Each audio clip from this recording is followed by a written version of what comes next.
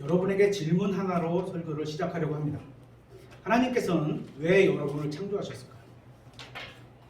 이 질문에 대해 성경이 주는 답변을 한번 찾아보도록 하겠습니다.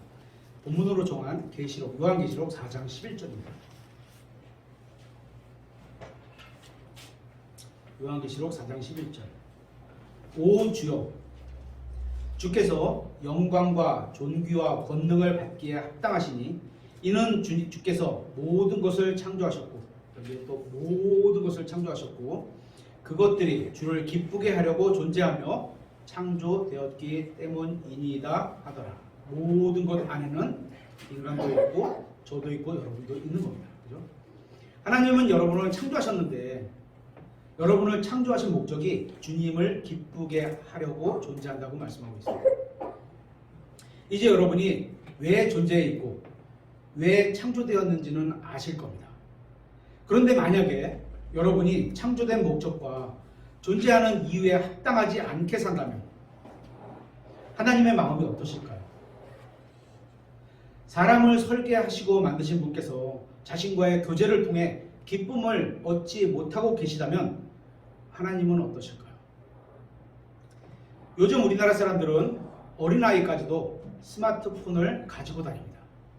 그죠? 우리 요한이 스마트폰 있죠? 그죠? 은국이 스마트폰 있죠? 네. 한 명 빼놓고는 저희에게는 다 있는 것 같아요. 그죠?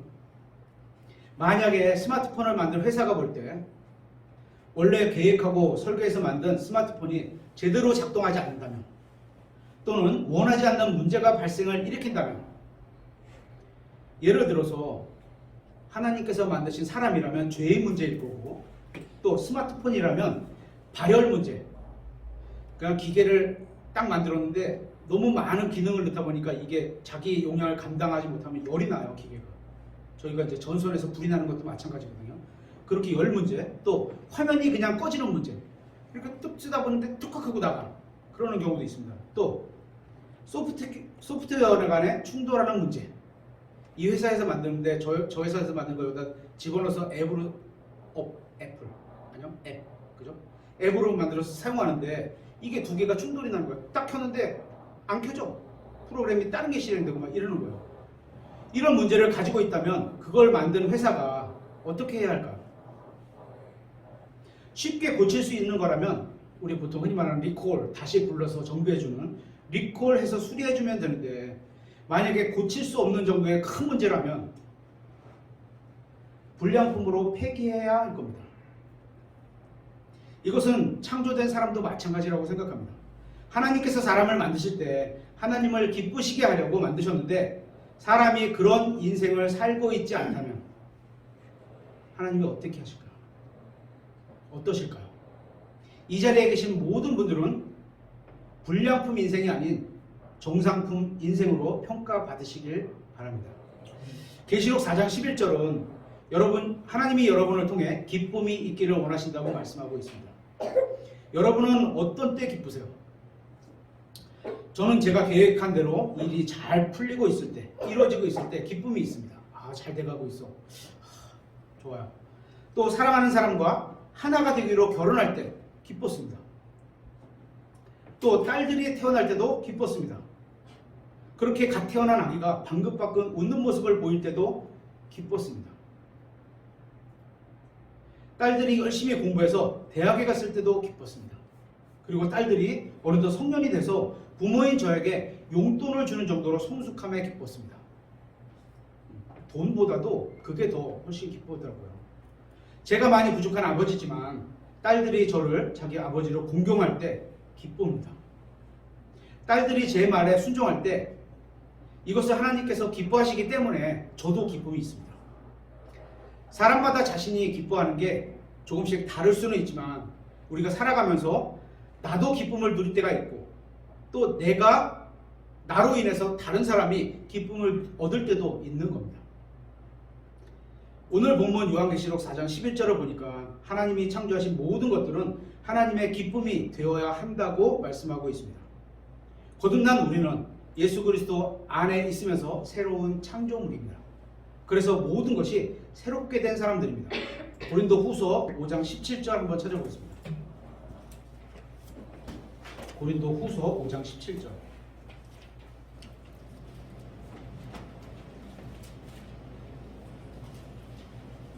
하나님이 창조하신 것은 하나님을 기쁘게 하기 위해서 만드셨다는 거죠.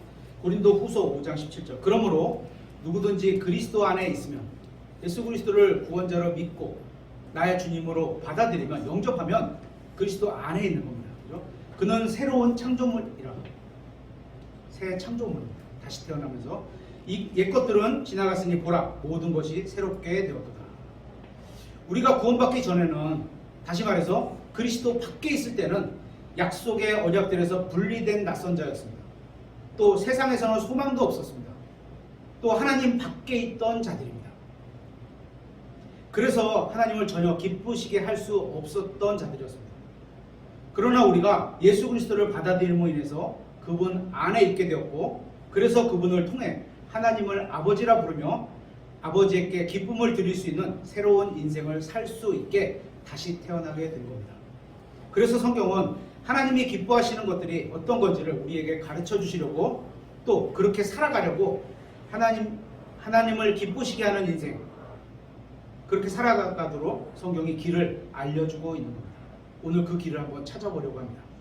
이제 하나님께서 무엇을 기뻐하시는지 성경을 찾아보도록 하겠습니다. 첫 번째, 시편 115편 3절입니다. 우리 하나님은 자신이 하시는 일을 기뻐하십니다. 자신이 하시는 일을 기뻐하시는 분입니다. 시편 115편 3절. 그러나 우리 하나님은 하늘들에 계시며 무엇이든지 친히 기뻐하시는 것을 다 행하셨도다. 이거를 다시 말하면 하나님께서 행하신 것은 자신이 기뻐하신다, 이런 의미입니다. 이 말에 의하면 하나님께서는 자신이 행하시는 모든 일로 인해 기뻐하신다는 겁니다. 예를 들어 보겠습니다. 여러분은 과거에 어떤 일에 대해 후회한 적이 있으실 겁니다. 또 어떤 일에 대해 참 내가 왜 이런 일을 했지, 차라리 그 일을 하지 말걸, 이렇게 생각하는 일이 있을 겁니다. 또 만약에 다시 그 시절로 돌아간다면 그렇게 하지 말아야지 라고 생각하는 일들이 있을 겁니다. 이와 같이 우리는 모두 후회하는 일이 있습니다. 그런데 하나님께는 그런 일이 없습니다. 전능하신 하나님은 완벽하시고 거룩하시고 순수하시고 절대적으로 의로우신 분이기 때문입니다. 하나님은 단 한 번도 잘못을 행하시거나 실수를 하신 적이 없습니다. 그래서 오늘 CCM 가사를 보면 이러죠. 하나님 한 번도 나를 실망시킨 적 없으시고, 이런 찬양입니다. 주님께서는 단 한 번도 와 이거 큰일 났다, 이거 완전히 망쳤다, 우리는 가끔 이런 표현을 쓰잖아요. 그죠? 하나님은 이러신 적이 없고 그렇게 하실 일도 없습니다. 하나님이 하신 일 중에서 창세기 1장을 한번 보겠습니다. 하나님께서는 빛이 있으라고 하셨고, 그래서 빛이 있었고, 이 말씀에 대한 권능을 말씀하신 거죠. 그죠? 빛이 있었고 하나님께서 보시기에 좋았습니다. 하나님이 하신 일입니다. 또 별들과 태양과 달을 말씀으로 만드셨고 그것들을 보시기에 좋았습니다. 식물과 물과 새와 물고기를 만드시고 보시기에 좋았다고 합니다. 이것은 자만이나 교만이 아닙니다. 내가 하는 거 나보다 더 잘하는 사람이 잘하는 누가 있겠어? 이런 게 아니라는 거죠. 이것은 자랑도 아닙니다. 완벽한 하나님께서 자신의 완벽한 창조물을 보시면서 기뻐하시는 겁니다. 만족하시는 겁니다. 마치 어떤 셰프가 지난주에 어떤 요리 프로를 딱 잠깐 봤는데, 셰프가 자기가 만들어 놓은 음식을 맛보면서 스스로 아주 만족함에 기뻐하는 것과 비슷한 것 같습니다. 딱 해놓고 간을 딱 보면서 얼굴을 탁 펴면서 웃으면서 이거 맛있다, 이러는 것들. 하나님께서는 자신이 행하신 선한 일들로 인해 기뻐하셨던 겁니다. 이것은 우리에게 어떤 의미가 있을까요? 하나님께서는 자신이 행한 일들로 인해 기뻐하신다면 어쩌면 우리는 좀 조심할 게 있습니다. 조심스러운 게 있습니다. 무엇이냐 하면, 성경은 제가 구원받았을 때 하나님께서는 제 아래서 선한 일을 시작하셨다고 말씀하고 있습니다. 한번 확인해 보겠습니다. 왜 이걸 조심해야 되냐? 빌립보서 1장 6절입니다. 왜 이거를 조심해야 될까요? 선한 일을 하나님이 시작하셨는데 우리가 선한 일을 같이 참여를 안 하거나 악한 일을 하면 방해하는 거잖아요. 그래서 우리가 좀 조심해야 하는데 어떤 일을 할 때마다도 시작을 좀 조심스럽게 시작을 해야 되는 거예요.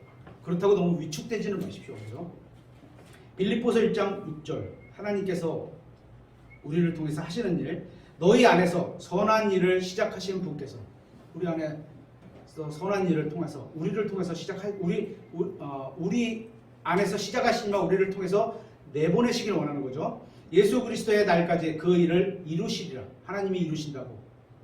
그러면 보시기에 좋아야 되는 거잖아요. 근데 우리가 삶의 과정에 보시기에 나쁜 어떤 것들 있으면 하나님 보시기에 좋다고 평가를 못 하신다는 거죠.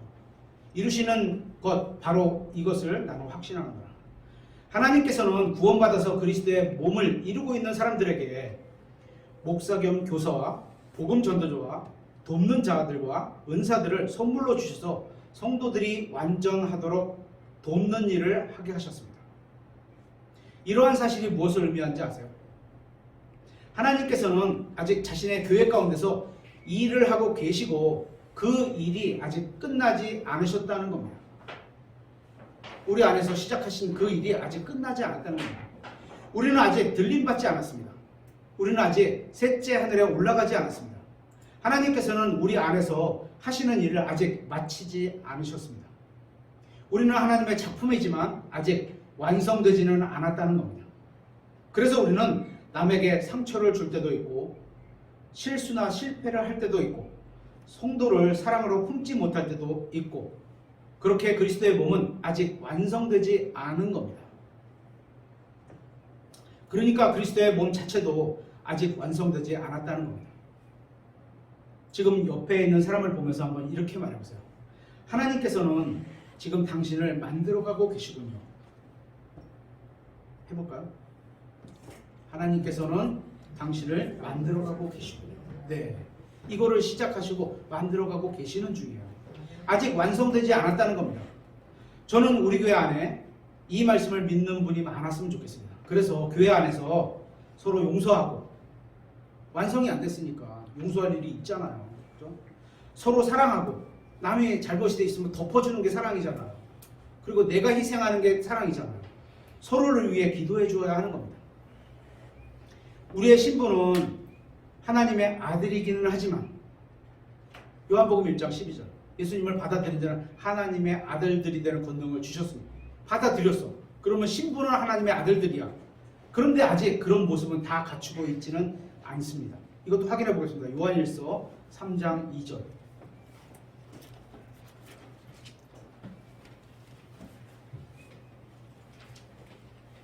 사랑하는 자들아, 이제 우리는 하나님의 아들들이니라.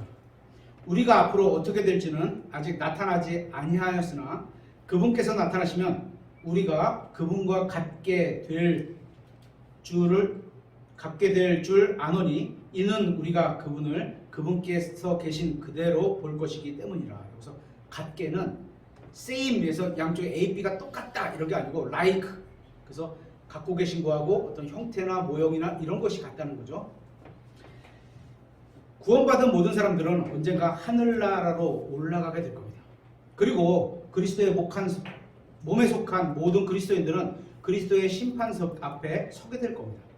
우리가 행한 일들 중에 그리스도 없이, 그리스도가 내 안에서 일을 하셔야 되는데 그리스도 없이 내가 한 일들, 그리스도 없이 내가 한 일들, 이거는 생명이 없는 나무나 건초나 집으로 드러날 것이고 그렇게 되면 우리의 행위들은 모두 불타버릴 겁니다.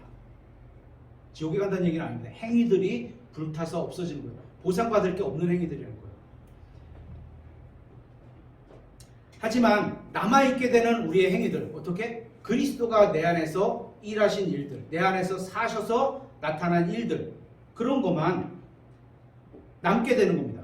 그렇게 우리는 그리스도의 심판석을 통해서 정결하게 될 겁니다. 구원받은 모든 사람은 그리스도의 심판석에서 심판을 받을 겁니다. 그리고 마지막 사람이 심판을 받고 나면 아버지 하나님께서 믿는 여러분, 저를 가리키시며 이렇게 가리키시며 자신의 아들에게 보기에 좋습니다. 이렇게 얘기하실 겁니다. 그때는 하나님이 우리 안에서 선하신 일을 완성하셨기 때문에, 그죠?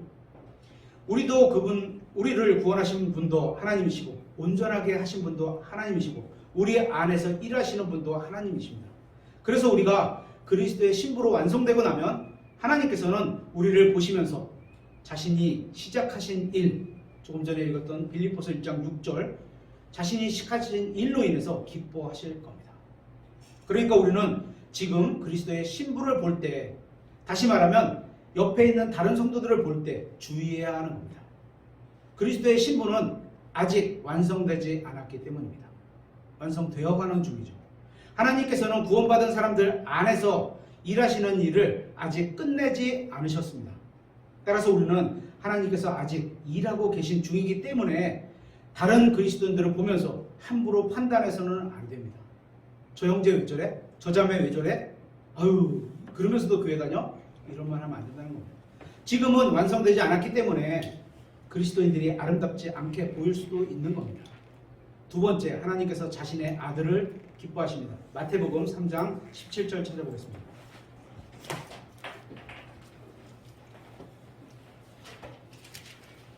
마태복음 3장 17절. 보라, 하늘로부터 한 음성이 나서 이르시되 이 사람은 내 사랑하는 아들이라 내가 그를 매우 기뻐하노라 하시니라. 하나님께서는 자신의 아들을 매우 기뻐하셨습니다. 예수님의 모든 말, 예수님의 모든 생각, 예수님의 모든 행위는 하나님을 기쁘게 했습니다. 예수님께서는 자신이 항상 아버지 하나님을 기쁘시게 하는 일을 하셨다고 말씀하셨습니다. 저는 예전에 저도 한번 이렇게 살아보려고 1시간 동안만 계속해서 하나님을 기쁘게 하려고 했던 적이 있었습니다. 1시간만이라도 한번 이렇게 살아보자. 꽉 차게. 저는 예전에 그래서 1시간 동안 주님을 기쁘시게 할 수 있다면 그 다음에 2시간도 할 수 있을 거고 또 그 다음 3시간도 할 수 있을 거고 하루도 할 수 있을 거다라고 생각했었습니다. 그런데 어떻게 된지 아세요? 저는 1시간이 다 되기도 전에 이미 하나님을 기쁘게 해야 된다는 생각을 빼앗겼어요. 놓쳤어요. 탁. 잊어버리고 말았습니다. 이게 실패라면 실패지만 결론까지 가보지도 않았기 때문에 1시간을 가보지도 못했어요. 아예. 실패조차도 하지 못했던 겁니다. 저는 1시간만이라도 하나님을 기쁘시게 해드리는 일을 제대로 시도조차도 하지 못했습니다. 시작은 했는데 언제 없어졌는지 없어지고 딴 걸 하고 있는 거예요. 우리 각자가 하루를 마감하는 시간에 사람마다 다 다르잖아요. 거울을 보면서 이렇게 한번 생각해 보세요. 자신을 보는 거죠, 거울을. 오늘은 얼마나 하나님 아버지를 기쁘게 해드렸을까? 내가 얼마나 하나님 아버지를 기쁘게 해드렸을까? 스스로 한번 판단해 보세요. 자신이 생각하기에 하나님을 기쁘시게 해드렸다고 할 수 있는 날이 하루, 온종일 날이 우리의 인생 중에 단 하루라도 있을까요? 제가 지금 한국 나이로 55세, 56세 이 정도 됐는데 여지까지 하루도 없었다고 제가 고백할 수 있어요. 근데 앞으로 살면서 온전히 하루를 드릴 수 있는 날이 하루라도 있을까요? 저는 없다고 생각해요. 없을 거라고 생각해요. 저한테.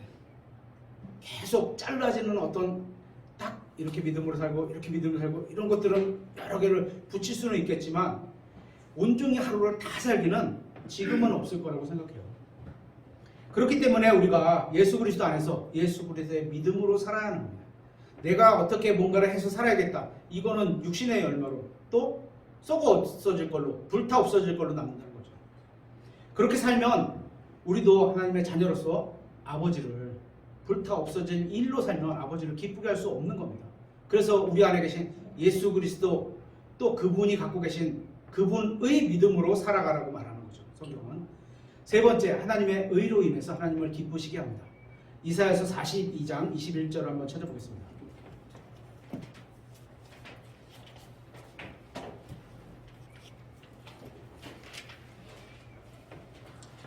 (42장 21절) 주께서 자신의 의로 인해 죄를 지으면 하나님의 영광, 하나님의 의의 기준에 도달할 수가 없어요. 그죠? 죄가 한 개만 있어도, 그죠? 그 의로움, 하나님의 의로움, 주께서 자신의 의로 인해 매우 기뻐하셨으므로 자신의 의가 기준이 되는 게 매우 기쁘신 거예요. 율법을 크게 높이시고 그것을 존귀하게 하시리라. 여기서 율법 이렇게 번역했는데요. 영어로는 그냥 law예요. 그냥 우리나라로 말하면 법률 이렇게 되는 거죠. 그죠? 율법 이러니까 마치 종교적인 어떤 거를 당연히 구약 율법은 종교적인 게 포함이 돼 있어요. 그죠? 하지만 여기서 이제 법, 하나님의 법, 다시 말하면 하나님의 말씀 이렇게 의미로 받을 수도 있는 거죠. 하나님께서는 자신의 의로 인해 기뻐하십니다. 이것은 자만이나 자부심이나 교만이 아닙니다. 저는 완전한 의를 가져야만 하늘나라에 갈 수 있다고 믿습니다. 완전한 의. 그죠? 죄 하나만 있어도 영광에 이르지 못한다고 딱 써 있잖아요. 그러나 저는 죄를 지었습니다. 저는 더럽혀졌습니다. 저의 죄가 저와 하나님 사이를 갈라놓았습니다. 제 자신의 방법으로나 선행으로나 어떤 다른 수단으로도 하늘나라에 갈 수 없습니다. 성경은 회개하고 주 예수 그리스도를 받아들이는 사람에게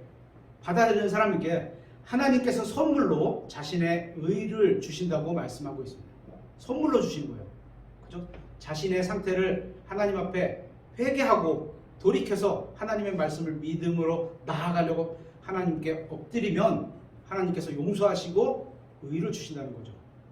하나님께서는 왜 자신의 의로 인해 기뻐하셨는지 아세요? 자신의 의를 통해서 기뻐하셨어요. 하나님께서는 저의 혼을 또한 여러분의 혼을 사랑하시기 때문입니다. 그래서 그거를 선물로 주시는 거예요. 자신의 의를 받아서 의롭게 되는데 얼마나 마음이 좋겠어요. 기쁘고.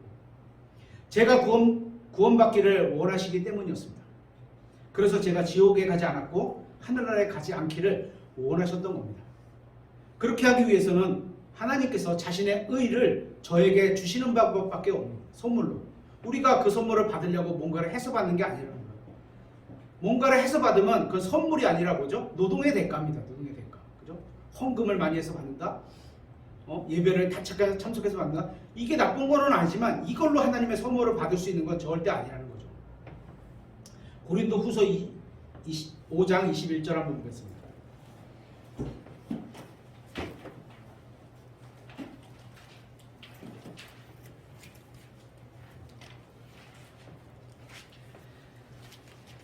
고린도 후서 5장 21절. 하나님께서 죄를 알지 못한 그분을, 예수님은 죄를 알지도 못하셨어요.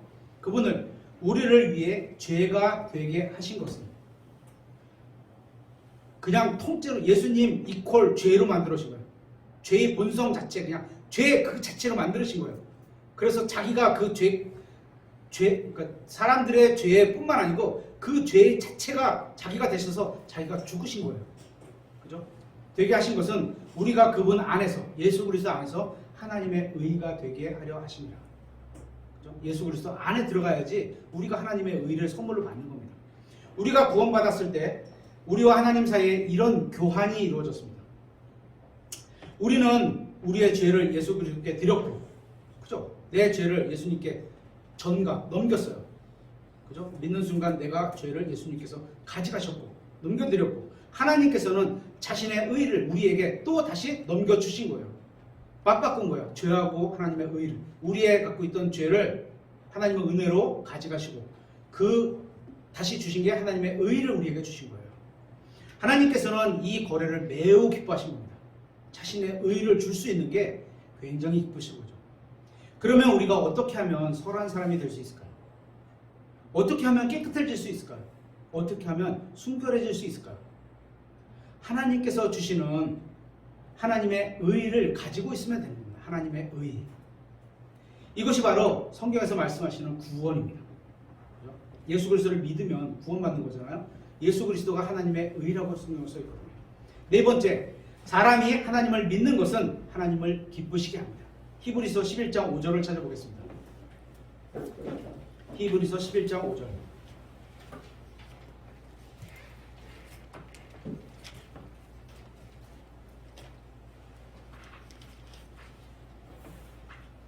사람이 하나님을 믿는 것, 이게 하나님을 기쁘시게 합니다. 히브리서 11장 5절. 믿음으로 에녹은 옮겨져서 죽음을 보지 아니하였으니 하나님께서 그를 옮기셨으므로 그들이 찾지 못하였느니라. 그는 옮겨지기 전에 하나님을 기쁘게 하였다는 이 증언을 가졌느니라. 이 증언은 믿음이죠. 믿음. 그걸 가졌느니라. 에녹은 하나님을 기쁘시게 했기 때문에 하늘로 들려 올라간 겁니다. 여러분도 하늘로 들려 올라가고 싶으신가요? 이제 주님께서 이제 조만간 오실 텐데, 곧 오실 텐데, 성경의 약속들 점점 다가오고 있다고 하는데, 그렇다면 여러분도 하나님을 기쁘시게 하는 겁니다. 그렇지 않으면 여러분은 들려 올라갈 수 없습니다. 그렇다면 하나님을 기쁘시게 하는 게 무엇일까요? 계속해서 6절을 보겠습니다. 그러나 믿음이 없이는 하나님을 기쁘게 할 수 없나니. 하나님을 기쁘게 하는 것은 뭐다? 믿음이라는 거예요. 그죠? 그분께 가는 자는 반드시 그분께서 계시다는 것과 또 그분께서 부지런히 자신을 찾는 자들에게 보상해 주시는 분이시라는 것을 믿어야 하느니라. 하나님을 기쁘게 하시는 건, 기쁘시게 하는 건 하나님을 믿는 겁니다. 하나님을 믿는 건 하나님의 말씀을 믿는 겁니다. 에녹은 어떻게 하나님을 기쁘시게 했습니까? 하나님을 믿었습니다. 왜 에녹이 들림을 받아 올라갔습니까? 그가 하나님을 믿었기 때문입니다. 하나님께서 보실 때 에녹의 인생은 하나님을 기쁘시게 하는 인생이었던 겁니다. 하나님께서는 온 세상을 보고 계십니다.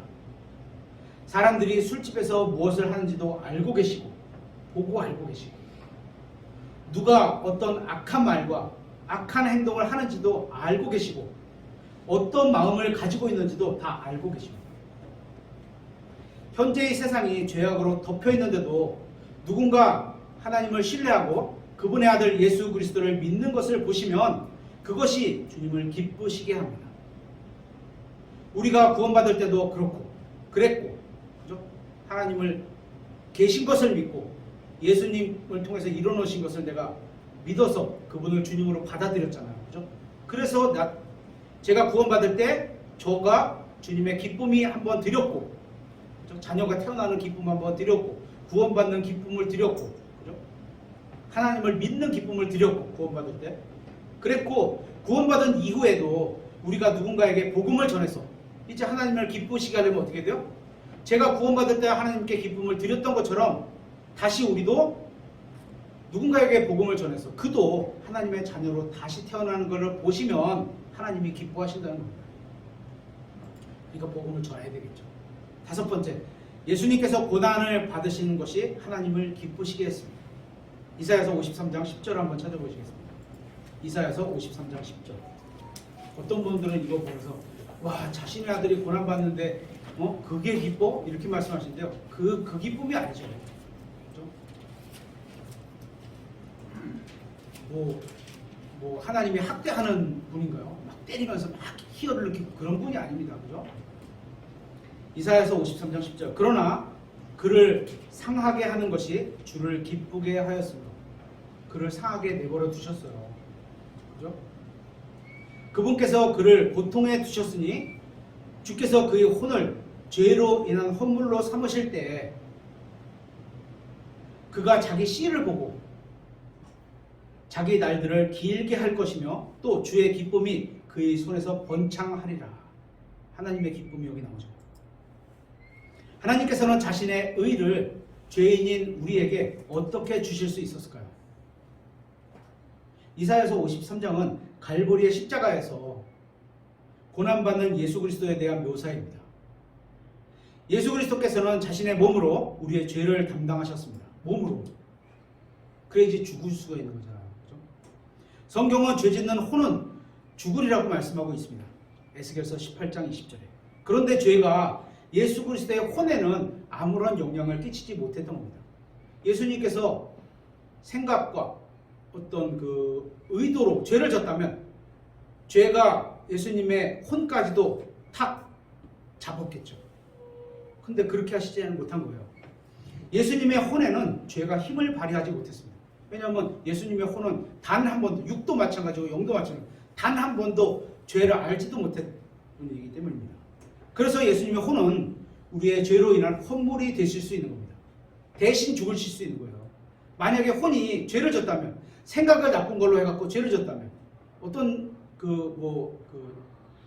성경을 악하게 해석하는 사람들은 그러잖아요. 예수님이 뭐 자녀가 있다, 그런 말을 막 퍼뜨리잖아요. 예수님에게는 죄가 힘을 발휘할 수가 없어요. 왜냐하면 한 번도 죄를 지신 적이 없거든요. 그래서 예수님의 혼은 우리로 인한 혼물이 되실 수 있는 겁니다. 그래서 그 자신의 육체로 죄를 지고서 죽으셔서 지옥에 가셨다가 이 죄값을 지옥에다 내려놓으시고, 그죠? 다시 일어나시는 거잖아요. 예수님께서는 우리의 죄 문제를 해결하시고 그분의 혼이 우리의 죄를 가지고, 우리가 아까 넘겨드린다고 했잖아요. 예수님께 죄를 넘겨드리고 하나님의 의를 우리가 선물로 받게 되었다. 누구를 통해서? 예수 그리스도를 통해서. 이거죠. 우리의 죄를 가지고 지옥으로 가셨습니다. 그렇게 우리의 죄값을 치러주시고 사흘 만에 다시 일어나신 겁니다. 그러니까 우리의 죄값은 다 치러진 거예요. 이제 끝났어요. 그죠? 여기서 하나님은 자신의 아들이 상하는 것을 보시고 어떻게 기뻐하실 수가 있었을까요? 예수님이 죽으신 것은 누군가 예수님을 죽였기 때문이 아닙니다. 하나님을 어떻게 누가 죽여요? 그죠? 자신이 아버지 하나님이 기뻐하시는 것을 보고, 왜냐하면 그분의 자녀가 생기는 그 기쁨이 생기잖아요. 또 그 이후에 자신의 신부가 생길 것을 바라보고 기쁘잖아요. 그죠? 아버지가 기뻐하시는 것을 기뻐보고 자신도 십자가에서 죽기로 내놓으신 거예요. 그래서 자기가 생명을 포기하신 거예요. 아예. 그죠? 어떤 사람이나 권력자가 예수님을 죽인 것도 아닙니다. 빌라도 뭐 이렇게 말을 하잖아요. 당연히 과정 중에서 세상 재판에서 죽어라 이렇게 판결했지만 예수님은 그렇게 판결했다 하더라도 안 죽으실 수 있는 분이었어요. 그죠? 하나님이시기 때문에. 성경은 아버지 하나님께서 우리 모두를 위해 아들 하나님을 죽음에 내어주셨다고 말씀하고 있습니다. 로마서 8장 32절에. 이렇게 아버지 하나님께서 허락하셨기 때문에 사람들이 예수님에게 고난을 줄 수 있었던 겁니다. 아버지 하나님께서는 왜 자신의 아들이 고난당하는 걸 기뻐하셨을까요? 성경은 하나님께서 자신의 아들의 죽음을 통해 씨가 나오실 것, 그죠? 씨, 아브라함의 씨, 이거죠. 씨들이 아니고 이 씨가 나올 것이고 그것이 번성할 것을 보시며 기뻐하셨다고 말씀하고 있습니다. 우리는 뭘로 태어나요? 다시 태어날 때 하나님의 말씀, 그게 씨가 우리 안에 떨어져서 다시 태어나는 거라잖아요. 그죠? 여러분은 다시 태어났습니까? 여러분은 썩지 않고 영원히 있는 하나님의 말씀으로 다시 태어났습니까? 그렇다면 하나님께서 여러분을 얼마나 사랑하시는지도 알고 있을 겁니다. 하나님께서는 우리 모두를 위해, 특히 여러분 각자를 위해 자신의 아들을 십자가에 못 박아 죽이셨습니다. 그렇게 하나님께서는 저와 여러분을 구원하시기 위해 사랑하는 자신의 아들이 고난받는 것을 기뻐하셨던 겁니다. 구원하시기 위해서. 이것을 깊이 묵상할수록 정말 큰 감격이 옵니다. 우리도 예수님으로 인해 고난받는 것, 신약 성경에는 그렇게 되어 있잖아요. 그죠? 또 잘 행하고도 고난받는 것을 통해 하나님께 기쁨을 드리게 될 수 있는 겁니다. 고난을 통해서 하나님이 우리가 고난받는 걸 기쁜 게 아니고 고난을 통해서 얻게 되는, 영적으로 성장하게 되는 그걸 바라보시고 기뻐하시는 거죠. 그죠? 자녀들이 어려운 예를 들어서 국가대표가 됐다. 선수가. 근데 그 국가대표 되면 계속 많은 시간을 훈련해. 어떻게 보면 그 국가대표들이 운동하는 우리나라 어디죠? 국기원? 어디죠? 태릉 선수촌에 가서 그렇게 밥 먹고 자는 거 외에는 계속 훈련을 하잖아요. 거의 대부분은. 그렇게 하는데도 훈련하는 게 기쁜 게 아니죠. 그것으로 얻게 될 무언가, 금메달의 영광인지 아니면 사람들로부터 굉장히 수고했다는 그런 말인지 모르죠. 그런 걸로 기뻐하잖아요. 자녀가 열심히 일하는 걸 보고서. 하나님도 그러신 겁니다. 6번째, 복음 선포로 믿는 자들을 구원하시는 것이 하나님을 기쁘게 합니다. 고린도전서 1장 18절 찾아보겠습니다.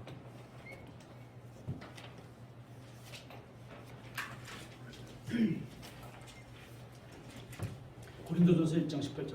이는 십자가를 선포함이 멸망하는 자들에게는 어리석은 것이지만 구원받는 우리에게는 하나님의 권능이기 때문이라. 기록된 바 내가 지혜로운 자들의 지혜를 무너뜨리고 분별 있는 자들의 지각을 쓸모없게 만들리라 하였으니 지혜로운 자가 어디 있느냐? 서기관이 어디 있느냐? 이 세상의 변론자가 어디 있느냐? 하나님께서 이 세상의 지혜를 어리석게 만들지 아니하셨느냐? 하나님의 지혜에 있어서는 세상이 지혜로 하나님을 알지 못하였으므로 하나님께서 복음 선포에 어리석은 것으로, 사람들이 볼 때는 어리석은 거죠. 그죠? 그것으로 믿는 자들을 구원하시는 것을 기쁘게 하셨도다. 성경은 십자가가 하나님의 권능이라고 말씀하고 있습니다. 하지만 이러한 것이 사람들 보기에는 어리석게 보이지만 성경은 아들 하나님이 십자가 위에서 돌아가신 게 어리석은 것이 아니라고 말하고 있는 겁니다. 세상은 하나님께서 인간의 몸으로 오셔서 십자가에서 죽으신 것을 어리석다고 하지만 하나님은 그리스도의 복음을 믿어야만 구원받는 진리라고 말씀하시고 그 구원받는 사람이 있기를 원하시는 겁니다. 그래서 세상에서 볼 때는 어리석은 방법을 선택하신 거예요. 똘똘하다고 하는 사람은 이 어리석다고 생각하는 걸 택하겠습니까? 안 택하는 거예요. 그렇죠? 그러니까 뭐 지식과 지혜가 많은 게 결코 유익한 것만은 아니에요. 하나님을 기쁘시게 하는 게 무엇인지 아십니까? 사람이 구원을 받으려고 선행을 행하건 또 돈을 쓰건, 뭐 천주교 같은 데 가면 뭐 이렇게 뭐 내고 이런 거 있을 거 아니에요? 또 불교 같은 데 가면 뭐 내서를 뭐 어디로 좋은 데로 옮기고 이런 게 있을 거 아니에요? 돈을 쓰건 교양을 쌓건 또 학벌이 높건 공부를 계속해서 뭐 일반 학사, 석사, 박사 뭐 이런 걸로 계속 올라가는 학벌이 높건 어떤 특정한 행위를 해야만 구원받을 수 있는 게 아니라 누군가 복음을 전하는 것을 듣고 그때 복음을 전하는 입, 그죠? 그 복음을 전했던 그 입, 저와 여러분이 해야 될 그 입, 그죠? 그 복음을 믿고 예수님을 신뢰하는 사람들이 구원받는 것이 바로 하나님을 기쁘시게 하신다고 성경은 말하는 겁니다. 누구든지 원하는 사람이 예수님을 믿고 구원받는 것이 바로 하나님을 기쁘시게 하는 일입니다. 이것은 여러분도 할 수 있고 저도 할 수 있는 겁니다. 그죠? 복음을 전하면 되는 거예요. 그렇게 누구라도 하나님의 구원으로 초청하시는 구원의 방법을 만드셨고 이것이 하나님을 매우 기쁘게 했습니다. 7번째, 예수님을 선포하고 하나님을 섬기는 것이 하나님을 기쁘게 합니다. 갈라디아서 1장 15절부터 16절 계속 복음 선포를 얘기하죠. 그 복음은 예수 그리스도에 관한 것입니다. 갈라디아서 1장 15절, 그러나 내 어머니 태에서부터 나를 구별하시고, 본문을 쓰면서 구별하시다 이렇게 보니까 마치 이렇게 태어나기도 전에 이렇게 구별해 놓은 것처럼 느껴져요. 그죠? 마치 그렇잖아요. 그래서 이걸 딱 다시 보니까 separated, 그래서 분리가 되는 거예요. 어머니 태에서 분리가 됐다 이런 얘기예요. 앞에 어머니 태로부터 from 이렇게 돼 있거든요. 태로부터 분리가 됐다는, 아이로 태어났다는 겁니다. 그죠? 이게 나를 구별하시고 이게 뭐죠? 그 장로교에서 말하는 예정론을 지지하는 건 아니에요. 그런 건 아니에요. 이 단어는 구별하시고 자신의 은혜를 통해 나를 부르신 하나님께서 내 자신의 아들을 이교도들 가운데 선포하도록, 그죠? 구약에서는 어떻게 됐어? 하나님의 백성 이스라엘과 이교도밖에 없었어요. 교회가 없었던 거예요. 그죠? 이교도들 가운데 선포하도록 그분을 내 안에 계시하시기를 기뻐하셨으니 내가 곧 바로 혈육과 의논하지 아니하였고, 사도 바울은 여기 자신의 은혜로 부르심을 받았고 우리도 그분의 은혜로 부르심을 받은 건 똑같아요. 바울과 같이. 그러면 우리도, 바울은 사람들에게 예수님을 선포하는 것이 하나님을 기쁘시게 했다고 말하고 있습니다. 그죠? 우리도 은혜로 부르심을 받았는데 그럼 우리도 바울같이 예수님을 선포해야 되는 게 마땅하다는 얘기입니다. 하나님께서는 우리가 구원받을 때 그리스도의 몸 안으로 넣어주신 것뿐만 아니라 우리가 해야 할 사역을 주셨다는 거예요. 모든 성도에게 성도로 부르시고 복음을 전포할 사역을 주신 거예요. 그래서 모든 성도는 감리교에서 말하는 전도사예요. 전도사. 거기는 그 감리교는 뭐 예를 들어서 목사님이 계시고 그 밑에 이제 그 목사를 지망하는 신학생이나 어떤 과정에 계신 분을 전도사라고 얘기하잖아요. 전도사, 예수님을 전하는 사람 이렇게 말하잖아요. 성경은 그뿐만이 전도사가 아니고 모든 성도가 다 전도사라고 얘기해요. 그죠? 우리가 해야 할 사역을 주시고 그분의 몸 안으로 우리가 일부분을 담당하도록 하는데 그분의 몸의 지체잖아요. 팔일 수도 있고 다리일 수도 있고 그죠? 손가락일 수도 있고 입일 수도 있고 전해야 되니까 가야 되니까 전도지를 줘야 되니까 그죠? 그 지체 이것을 매우 기뻐하셨습니다. 하나님께서는 구원받은 사람이 자신을 섬기는 것을 보시면서 매우 기뻐하셨던 겁니다. 하나님께서는 구원받은 사람들이 자신이 받은 은사로 주님을 섬기는 것을 매우 기뻐하셨습니다. 하나님께서는 이것을 매우 기뻐하셨습니다. 그러면 우리는 어떻게 해야 되는 거죠? 어떤 은사를 받으셨습니까? 여러분은 어떤 은사를 받으셨습니까? 그 은사로 주님을 섬기고 계십니까? 섬겨야 하는 겁니다. 8번째, 주님의 지혜를 구하는 것이 하나님을 기쁘시게 합니다. 열왕기상 3장 9절 굉장히 유명한 내용이죠. 열왕기상 3장 9절부터 읽겠습니다. 솔로몬입니다.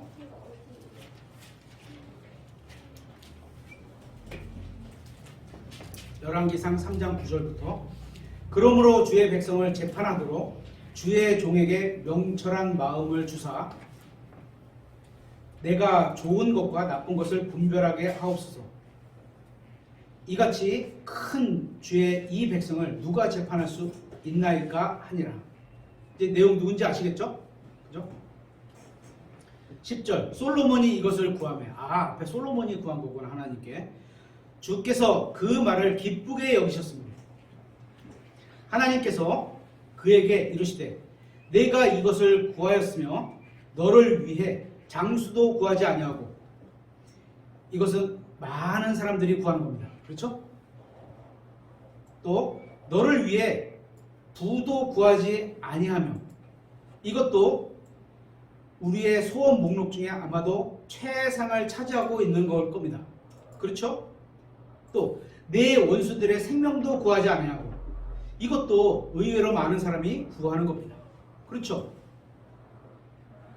오히려 너를 위해 사람들은 아까 이런 걸 구했는데 솔로몬은 그런 걸 안 구하죠. 오히려 너를 위해 판단의 공의를 분별하기 위한 명철을 구하였으니 명철 영어로 understand 이해하다 이런 뜻이죠.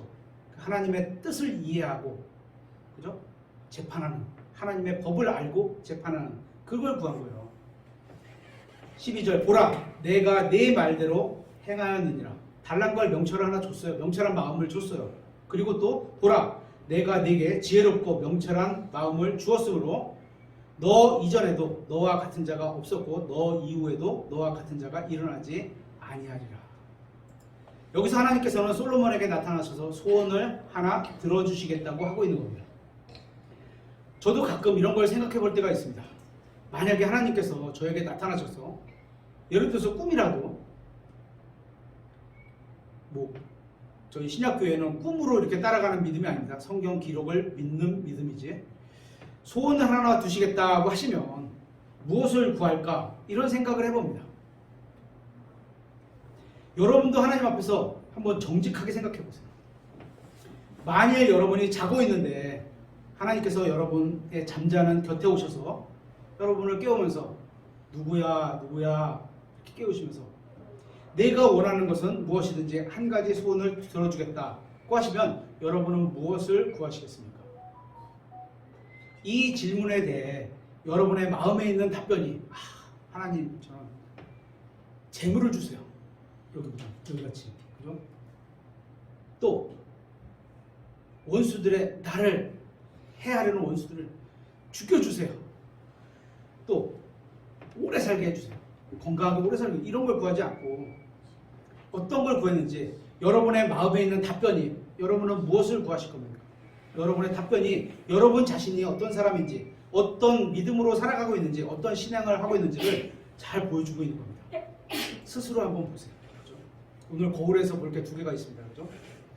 하나님은 솔로몬에게 찾아오셔서 무엇을 원하는지 물으셨을 때 솔로몬이 구한 게 바로 하나님이 갖고 계신 그 지혜로운 명철을 구한 겁니다. 그죠? 근데 하나님은 그 명철만 주시는 게 아니에요. 그 명철은 누가 갖고 있어요? 하나님이 갖고 계신 거예요. 하나님이 자신에 있는 명철을 이렇게 주시는 게 아니에요. 신약 성경을 통해서 우리가 아는 것처럼 예수 그리스도가 우리에게 오면 그분이 갖고 있는 모든 지혜와 지식이 우리 안에 예수 그리스도와 함께 와 있는 거예요. 그럼 꼭 이걸 다시 솔로몬에게 얘기하면 하나님께 지혜와 명철을 구한다는 건 하나님이 내 안에 오셔서 나에게 그거를 알게 해주세요. 이런 의미가 있는 거예요. 그는 하나님을 추구했던 겁니다. 하나님, 저는 당신을 원합니다. 주님을 저에게 알려주십시오. 무엇이 옳은지 무엇이 그른지 알려주십시오. 모든 상황에서도 또 어떤 상황에서도 옳고 그름을 판단할 수 있도록 해주십시오. 솔로몬이 구한 것은 하나님을 기쁘게 했습니다. 솔로몬은 하나님의 지혜를 구했고 하나님은 그것을 기뻐하셨습니다. 이 세상에서 건강하게 오래 사는 것, 큰 재물, 원수에게 승리하는 것, 이런 것보다 하나님께서 주시는 지혜와 또 지식을 구한 것이 주님을 기쁘시게 했다는 겁니다. 야고보서 1장 5절에 보면 너희 중에 어떤 사람이 지혜가 부족하거든 모든 사람에게 너그러이 주시고 꾸짖지 아니하시는 하나님께 구하라. 지금 솔로몬이 이걸 구한 겁니다. 신약 성경에 있지만 그러면 그분께서 그것을 그에게 주시리라. 솔로몬은 받았습니다. 그죠? 우리도 똑같은 거죠. 우리 중에는 주님을 열심히 섬기고 또 주님을 기쁘게 하려고, 주님을 기쁘시게 하려고 굉장히 노력하는 사람이 있을 겁니다. 그렇게 살아가기 위해 필요한 게 있다면 하나님의 지혜를 구해야 되는 겁니다. 그러면 하나님이 기뻐하시는 겁니다. 9번째, 상하고 통회하는 마음이 하나님을 기쁘시게 합니다. 시편 51편을 찾아보겠습니다. 시편 51편.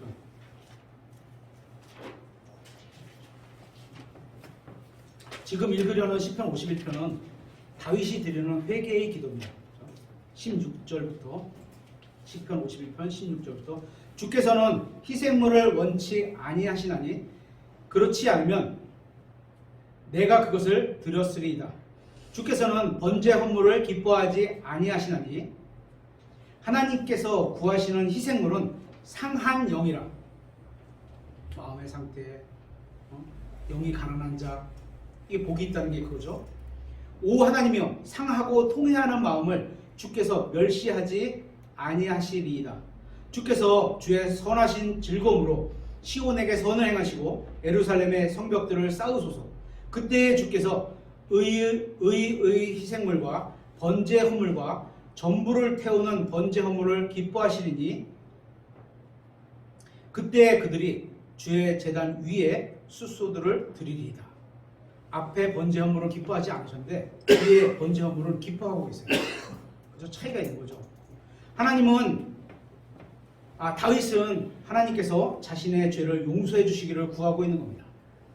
자신이 낭비한 시간표를 뒤돌아보면서 회개하고 후회하고 있습니다.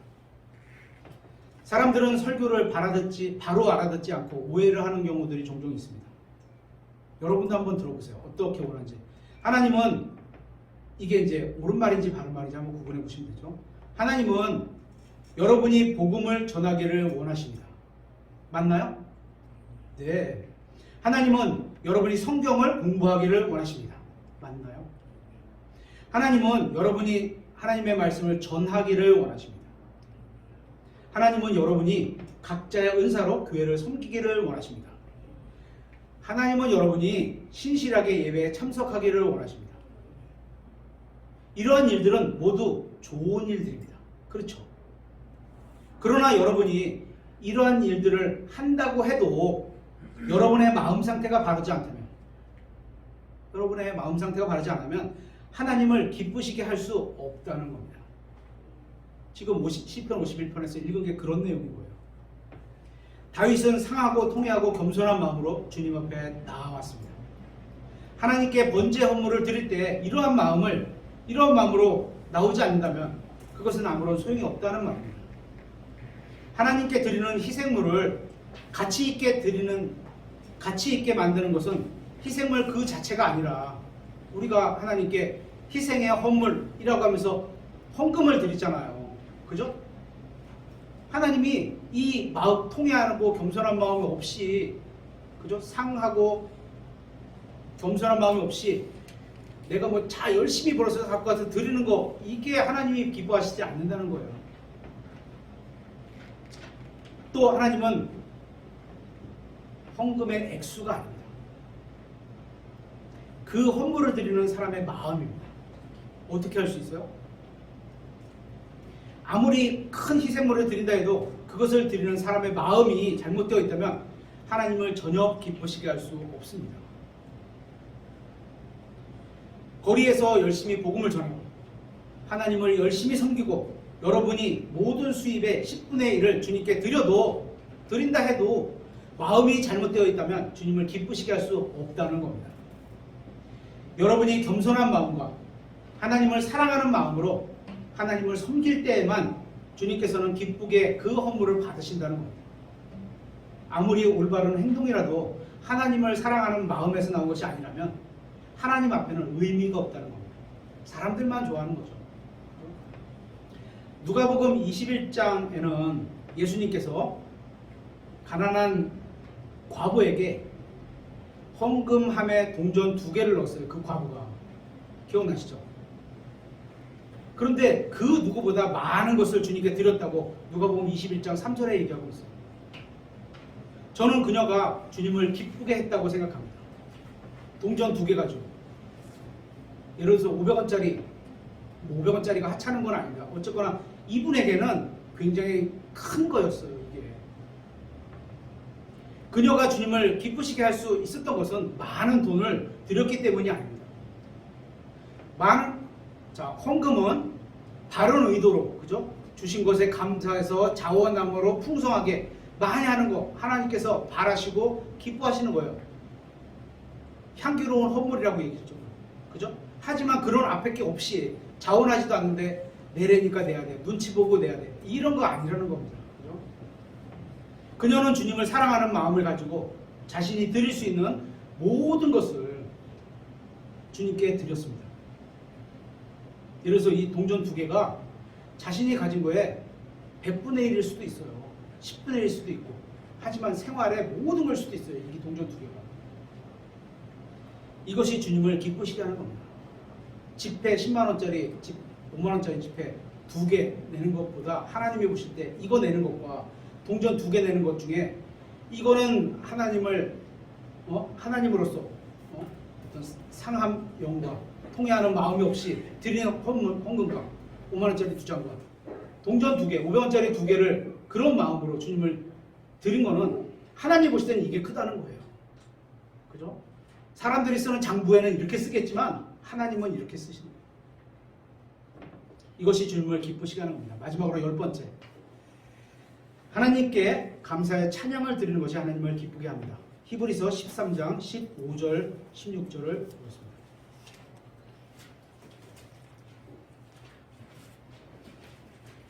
히브리서 13장 15절 16절입니다.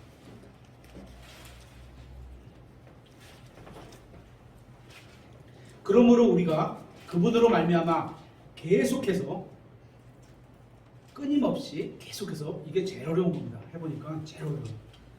1년, 2년, 3년 목사님 30년 이렇게 목회하는 게 이게 쉬운 게 아니에요. 그냥 어떻게 보면 1년, 2년, 5년, 10년 여기까지는 웬만한 분들은 다 하시는데 긴 거는요 쉬운 게 아니에요.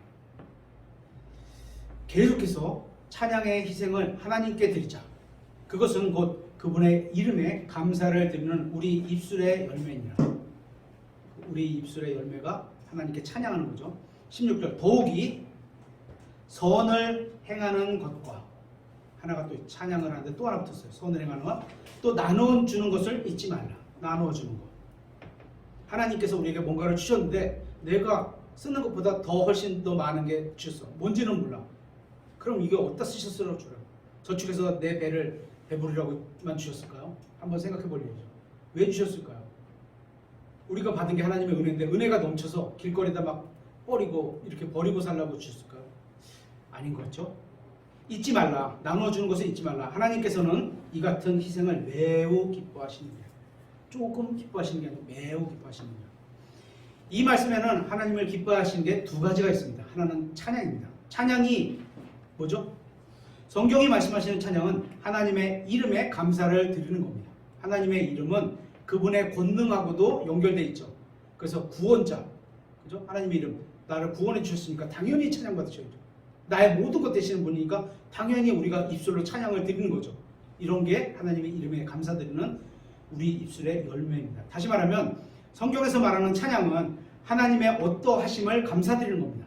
그죠? 은혜로우심, 긍휼이 많으심, 오래 참아주심, 선하심, 이런 것들 다 감사드리는 겁니다.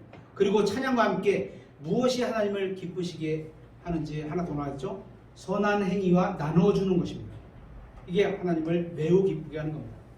성경은 주는 것은 받는 것보다 더 복된 일이라고 사도행전 20장 35절에 말씀하고 있습니다. 주는 것이 받는 것보다 더 복되다. 그러면 복을 받고 싶으세요? 더 복 받고 싶으세요? 저는 더 복 받고 싶어요. 그죠? 그러면 주어야 되는 거죠. 성경은 그렇게 말하고 있는 거예요. 받으려고만 하는 게 아니라 주라. 우리도 예수님처럼 모든 것을 진짜 자신이 갖고 있는 생명까지도 내주신 예수님이잖아요. 그러니까 제일 복되신 분은 누구예요? 예수님이시죠. 우리도 그 길을 따라가면 주게 되는 게 합당한 거죠. 우리가 뭐 착해서 예뻐서 우리에게 주셨나요? 아닙니다. 내 남편이 착해서 예뻐서 좋은 걸 줘야 되나요? 아닙니다. 내 아내가 착하고 이뻐서 뭔가 좋은 걸 주는 게 아닙니다. 그죠? 하나님은 우리가 원수의 자식이었고 좀 마귀의 자식이었고 쓸모있는 게 하나도 없는데 그를 불쌍히 여기시고 사랑하셔서 그래서 그럼에도 불구하고 생명을 주셨잖아요. 그죠? 주는 거예요. 우리도 예수님처럼 하나님으로 인해서 이웃에게 좋은 것을 주는 인생을 살아가야 되는 겁니다.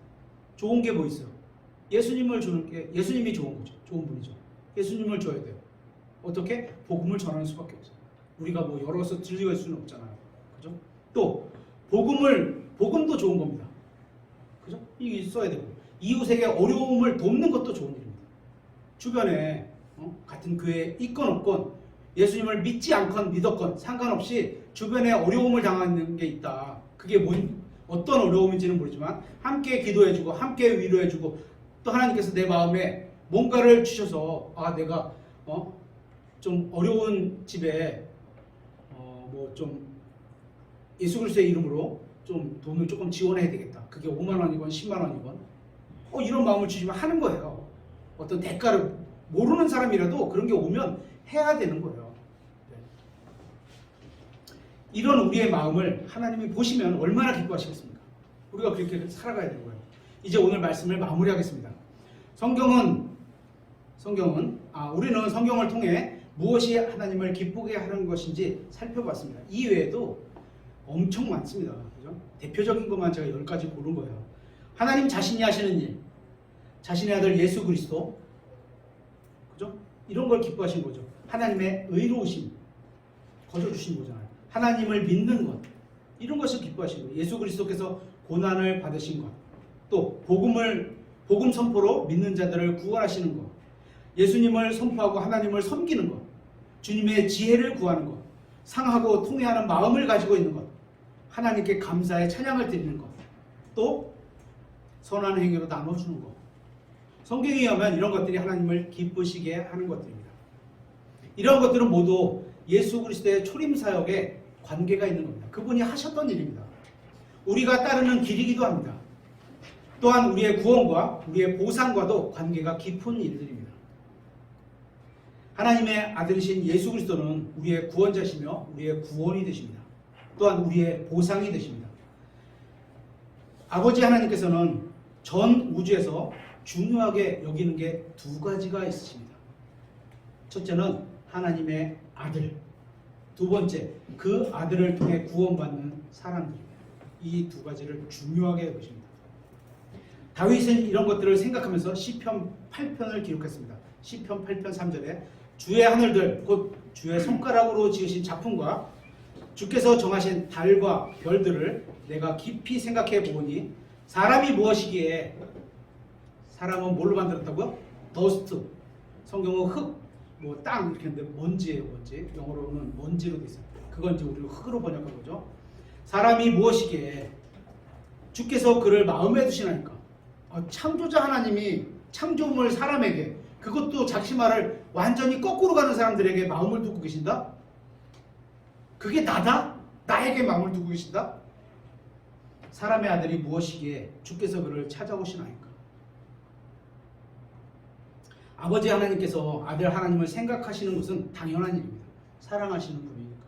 하지만 하나님께서 사람인 우리를 생각해 주신다는 것, 창조자가 창조물을 생각해 주신다는 것, 의로운 하나님께서 불의한 한 사람을 생각해 주신다는 것, 이건 정말로 놀라운 일입니다. 정말로. 그러면 하나님께서는 왜 우리를 생각해 주실까요? 왜? 성경은 이것이 하나님의 은혜라고 말합니다.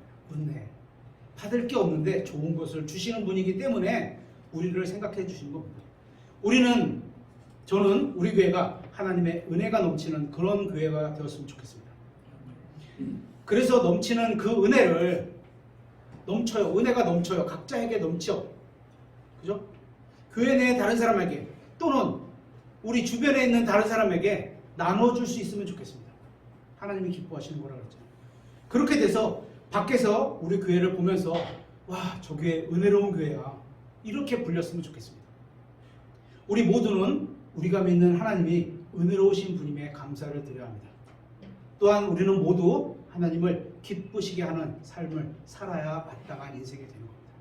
네, 오늘 말씀을 여기서 마치겠습니다.